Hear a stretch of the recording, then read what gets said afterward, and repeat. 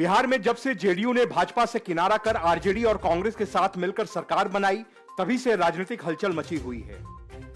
महागठबंधन की सरकार में मुख्यमंत्री भले ही नीतीश कुमार हों, लेकिन यह किसी से छिपा नहीं है कि इस सरकार में आरजेडी शुरू से ही हावी है और नीतीश कुमार कई बार असहज और असहाय नजर आए हैं।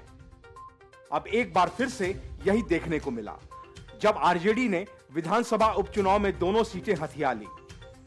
महागठबंधन की ओर से लालू प्रसाद यादव की पार्टी आरजेडी ही दोनों सीटों पर प्रत्याशी उतारेगी। मजे की बात यह है कि इनमें से एक सीट पर कांग्रेस का प्रत्याशी तय माना जा रहा था।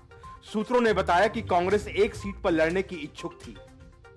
दरअसल गोपालगंज और मोकामा विधानसभा सीट पर नामांकन की प्रक्रिया जारी है और 3 नवंबर को यहां वोटिंग होनी है। मोकामा सीट पर आरजेडी ने बाहुबली नेता अनंत सिंह की पत्नी नीलम सिंह को टिकट फाइनल कर दिया है, तो वहीं गोपालगंज सीट पर भी महागठबंधन से आरजेडी प्रत्याशी के ही चुनाव लड़ने की खबर है। बताया जा रहा है कि यहां से मोहन गुप्ता को टिकट दिया जा सकता है। सूत्रों ने बताया कि बिहार उपचुनाव में इस बार महागठबंधन की ओर से आरजेडी का प्रत्याशी उतारा जाएगा। गोपालगंज सदर सीट पूर्व मंत्री और भाजपा नेता सुभाष सिंह के निधन के बाद खाली हुई थी। सुभाष सिंह यहां से लगातार 4 बार भाजपा के टिकट पर चुनाव जीते। पिछले कुछ दशकों के चुनाव पर नजर डालें तो गोपालगंज में अक्सर मुकाबला भाजपा और कांग्रेस के बीच ही रहा।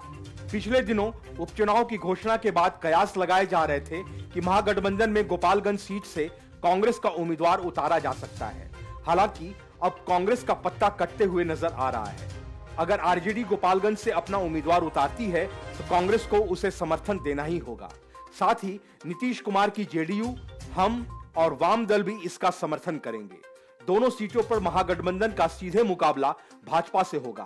बता दें कि मोकामा सीट जहां आरजेडी का गढ़ माना जाता है, लेकिन सूत्रों ने बताया कि अब की यहां भाजपा जेडीयू से इस्तीफा देने वाले ललन सिंह को उतार सकती है।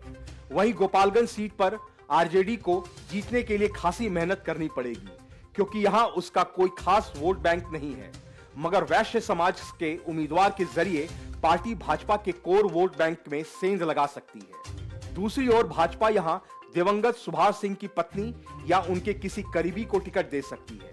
भाजपा को यहां सहानुभूति लहर का भी फायदा मिलने की उम्मीद है। ऐसे में महागठबंधन की पार्टियों के सामने भाजपा के इस गढ़ को जीतना चुनौती भरा काम होगा। गौरतलब है कि बिहार में सत्ता परिवर्तन के बाद पहली बार चुनाव हो रहे हैं। महागठबंधन और भाजपा दोनों के लिए ये उपचुनाव नाक का सवाल है। ऐसे में दोनों सीटों पर रोचक मुकाबला होने की उम्मीद है। Bureau report, news of India.